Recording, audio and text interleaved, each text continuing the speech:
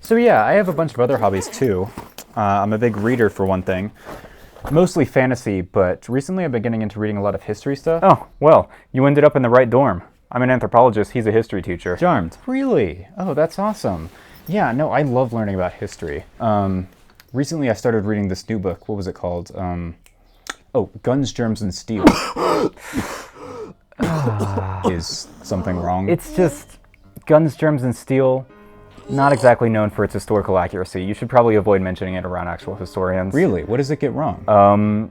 Everything. It reduces human history to environmental determinism. It cherry picks examples to support its points while taking European accounts of first contact with the New World at face value. And it completely misunderstands the nuances of how colonialism actually worked. Wow. Good to know, I guess.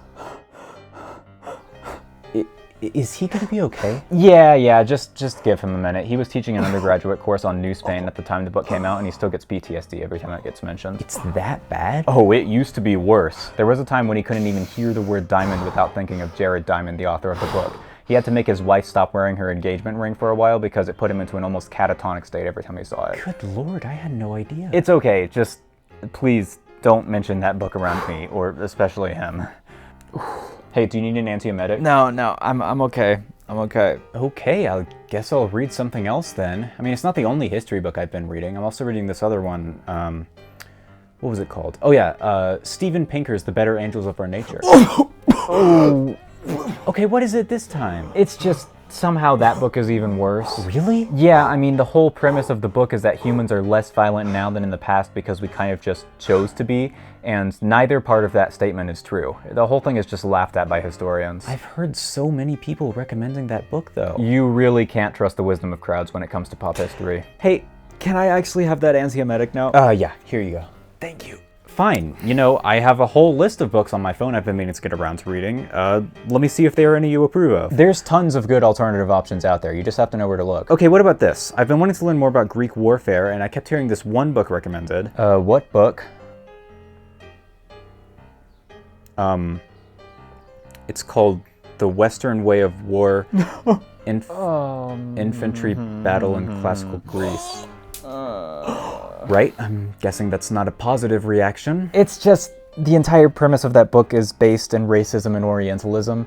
Like, the entire point of the book is to compare so-called civilized forms of Western warfare with barbaric forms of Eastern warfare, and to argue that moral superiority of Western warfare emerged in ancient Greece. It's bad. It's bad. Are you serious? But this is like one of the most popular books on that subject. Yeah.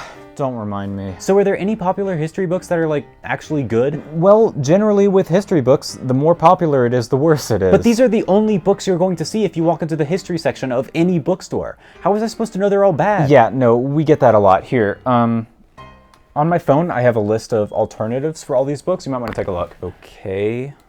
This first one is called Furniture of Empire, A History of Ottoman Ottomans from 1730 to 1745. Oh, yes, that one's good. Right, but just to be clear, this is a book about Ottomans?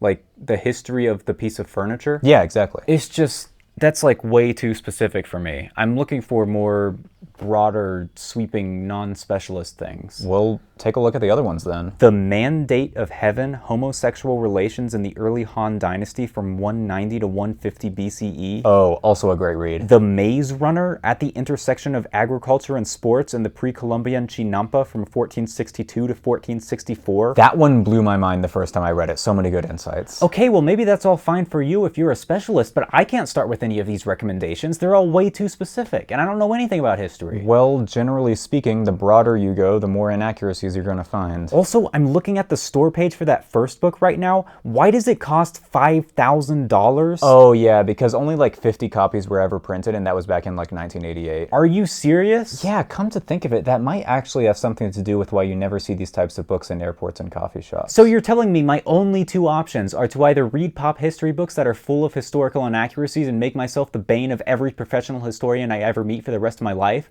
or to spend thousands of dollars to buy extremely specialized books written for an audience of like 5 people that are completely impenetrable to the average layperson? Well, in real life, there's a sweet spot between those two extremes, but for the comedic purposes of this video, no, those are your only two options.